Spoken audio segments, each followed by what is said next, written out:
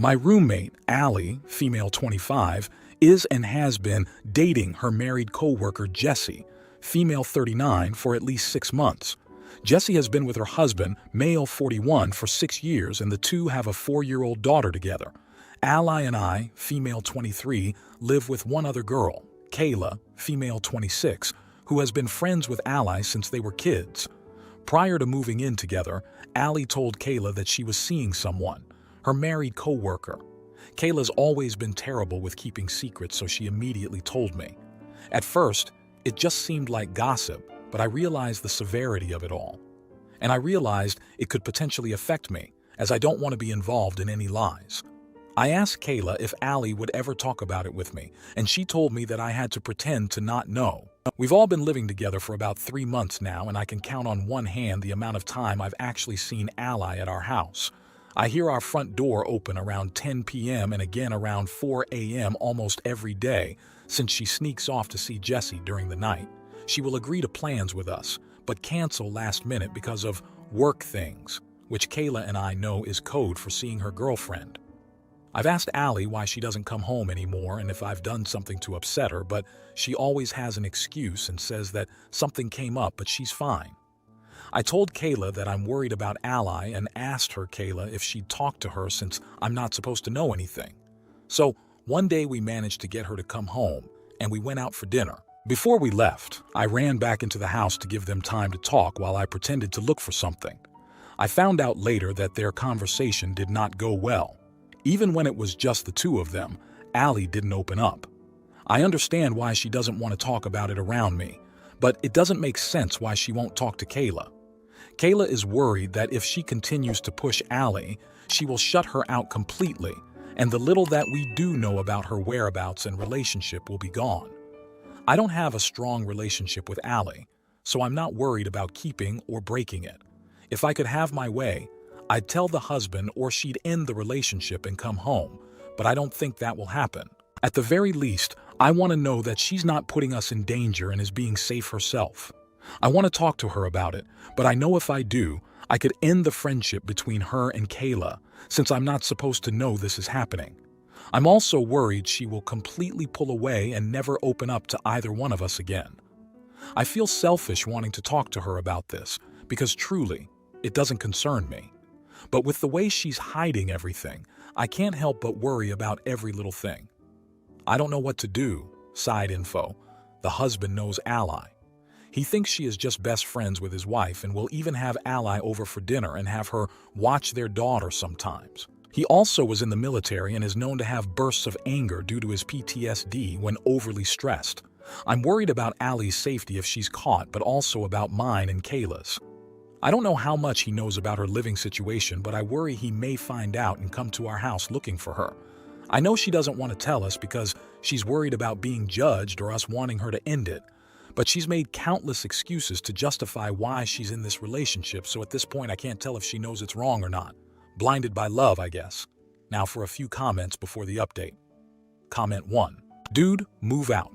You're getting way too invested in someone else's relationship.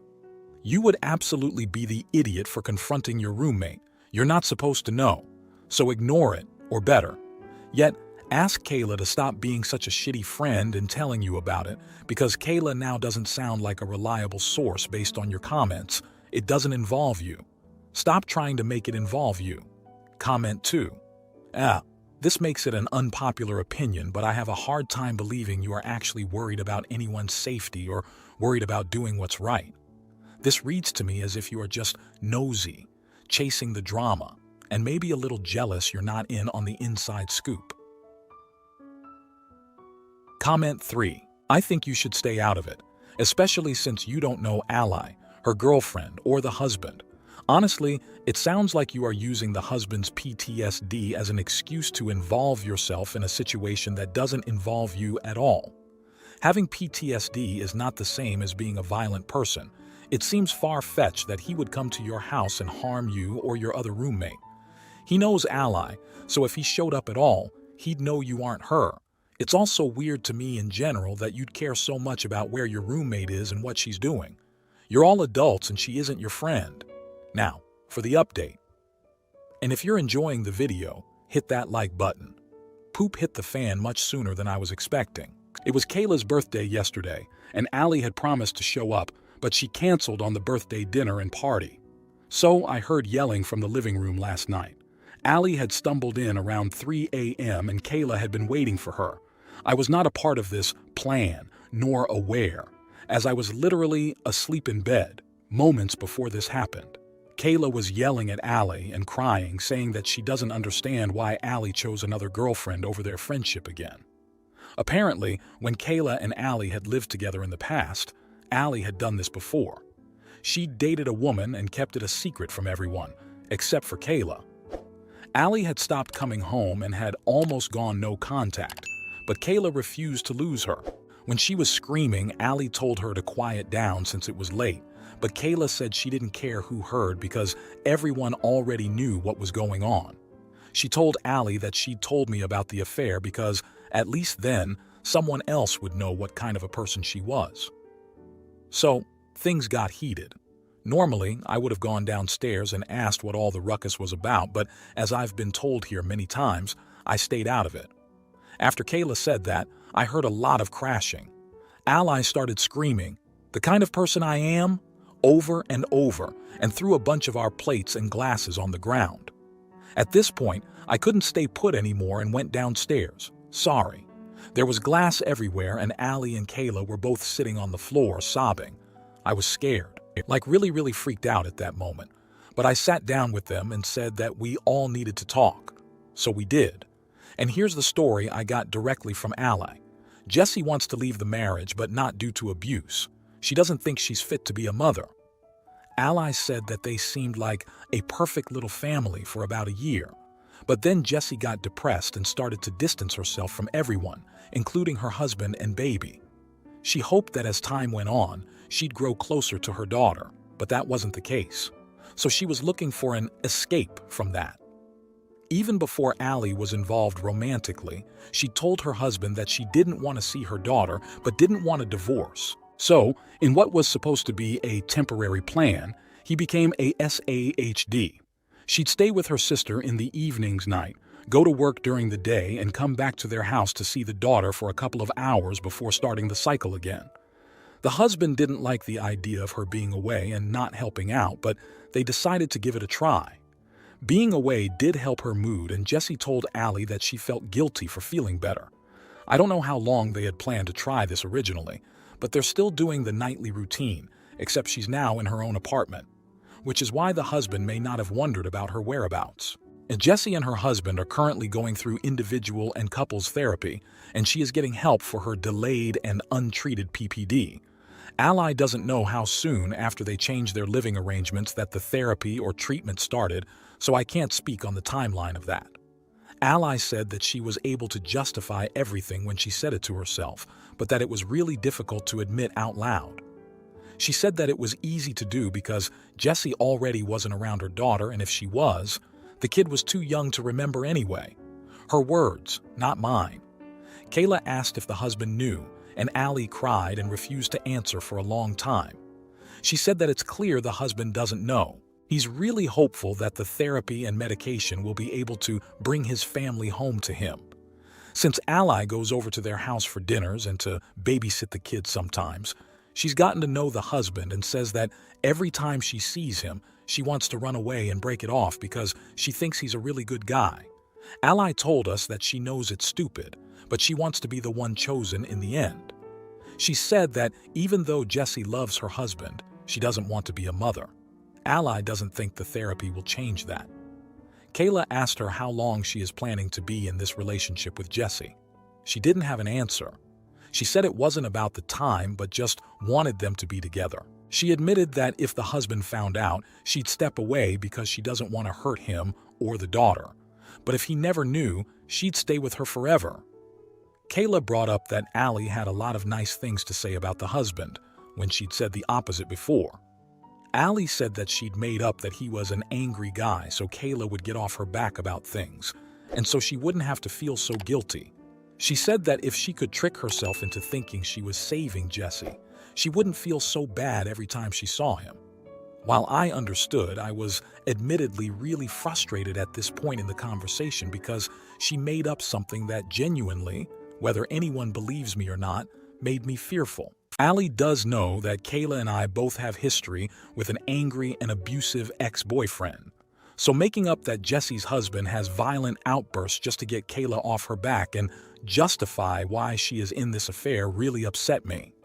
But I kept this to myself and tried to remain understanding since Allie was finally opening up. After she said that, we all just kind of sat there for a while. I don't know how long it was, but Allie spoke up and apologized. She said she was sorry to both of us for how she'd been acting. She didn't think about us when she was with Jesse, and every time she came home and didn't have a good excuse as to where she'd been, she felt uncomfortable and wanted to leave again. She apologized to Kayla for being a disappointing and bad friend and to me for these essentially being my first memories with her. She also said that while it was hard to admit, she appreciated the concern and said that it was eating her up having no one to talk about this with. She didn't say that she would end things, but she said she felt a lot better after talking through everything. She says she's in love, and as much as she knows it's wrong, she can't stop. I still don't think she should be in this relationship, especially now after hearing that Jesse and her husband are actively working on trying to be better, but I'll stay out of it as I've been told to mind my business. Now, for the final comments. Comment 1. Turns out Ally was the one prone to violent outbursts. Smashing stuff because you are ashamed of your own actions is not okay. I would definitely try to get out of there as soon as possible. Comment 2. Zero sympathy for Ally. I couldn't be friends with her, especially after hearing what she had to say. It would be condoning her behavior. At best, she is knowingly letting herself be manipulated by an older, married woman BC. She won't cut it off. But I'm more inclined to think the worst of her because she has no guilt about being complicit in an affair. Quite frankly, it's disgusting that she is friends with the husband and babysits the kid. Like that's some serious sociopathic traits showing themselves. This person is not a friend to anyone and should not be trusted. Someone freaking tells the poor husband. Comment 3. It sounds like Ally aggravated? Not sure of the correct verb here. Jesse's postpartum depression by supporting Jesse's distancing from her husband and daughter with the affair. But I'll happily let a professional tell me that I'm full of crap. But being a party to the cheating sucks in any case. Now, for the next story. So my girlfriend and I broke up last year and she moved out. I needed to get a roommate quickly and found one online after a bit of searching. He paid first in security and was signed onto the lease for September, with rent due the 1st of every month. Late September, he decided he's going back to school and getting financial aid from FAFSA. He also told me he's not getting a lot of hours at his job. I offer some suggestions. Mid-October hits, and I get a knock on my door. He asked me if I can pay the full rent in November, saying his FAFSA won't come in until mid-November. I was stunned by the request and said no. I told him to let the apartment complex know and also let them know myself. Mid-November hits, his FAFSA comes, and he pays rent late. He then comes home with a bunch of computer components to build himself a new gaming computer. Interesting timing, but you know what?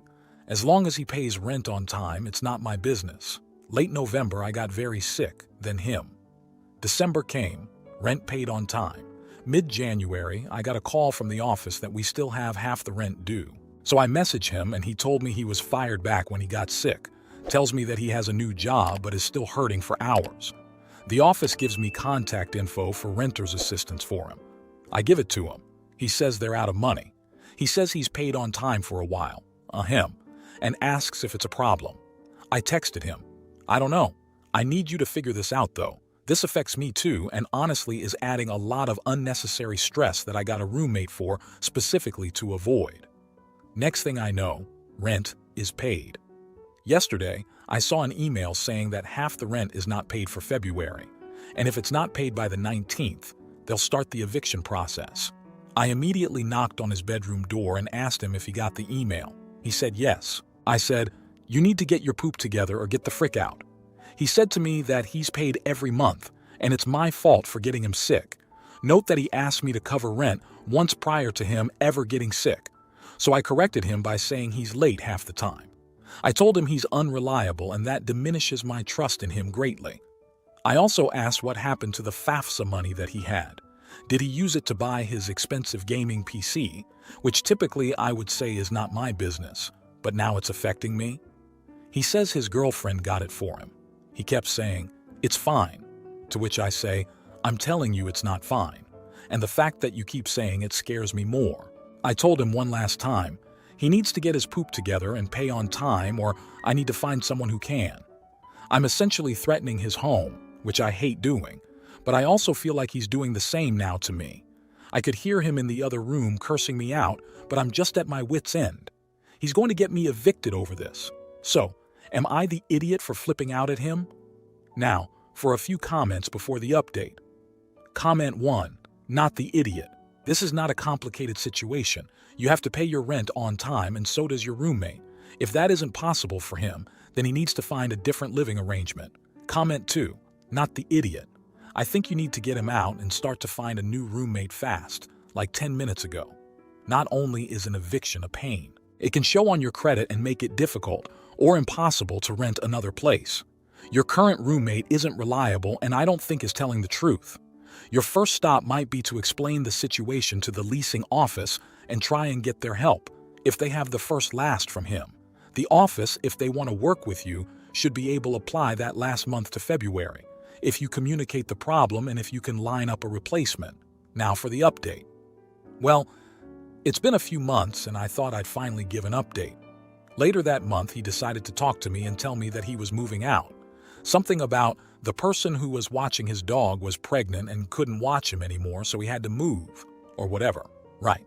I asked how long until I moved out, and he said March 1st, roughly 10 days. I let him know that because he was still on the lease, that he was still on the hook for half the rent until I found someone. I'm sure no one is shocked that he did not pay, so now I'm looking for a lawyer. I was debating doing it all myself. I think I have more than enough evidence gathered. The fact that he was on the lease, records showing when he paid and how much, and when he stopped paying altogether, even me reminding him that he was still responsible for his share of the rent. But the filing end seems a bit tricky. I still haven't found a roommate and have been paying the entirety of the rent out of pocket, which has caused a lot of financial hardship. But I'm now extremely nervous about anyone that I meet as a potential roommate after this. Definitely feel a lot less like an idiot after all this, that's for sure. Now, for the final comments. Comment 1. Depending on the amount owed and the proof that you paid the rent, you can go into small claims court without needing a lawyer. Then another commenter replied with, "But you can win in small claims court but still face the challenge of actually collecting the money from him. Given this, OP should still do this and get the claim against him established. Then haunt him, any of his employers, etc. to get paid." Then the original poster responded with, "Yeah, I would really be surprised if I need a lawyer for any court proceedings, but I'm struggling with finding reliable information to help me get the claim filed. Otherwise, I don't really see a need for a lawyer. It would be much better if I could figure out how to file on my own." Comment 2. Geez, talk about a roommate from hell. I'm so sorry, OP. I hope you find someone way more reliable this time around. Then the original poster responded with, "Honestly, I've been incredibly lucky with roommates in the past. This was my only bad experience with one, but he made up for all my good luck in a big way with all this." Comment 3. Not the idiot. But a small claims court is most likely the venue you are seeking. If you liked this video, you'll probably like these too. Also, while you're here, please consider subscribing. It's your support that keeps this channel alive and allows me to make better and longer videos. Have a great day.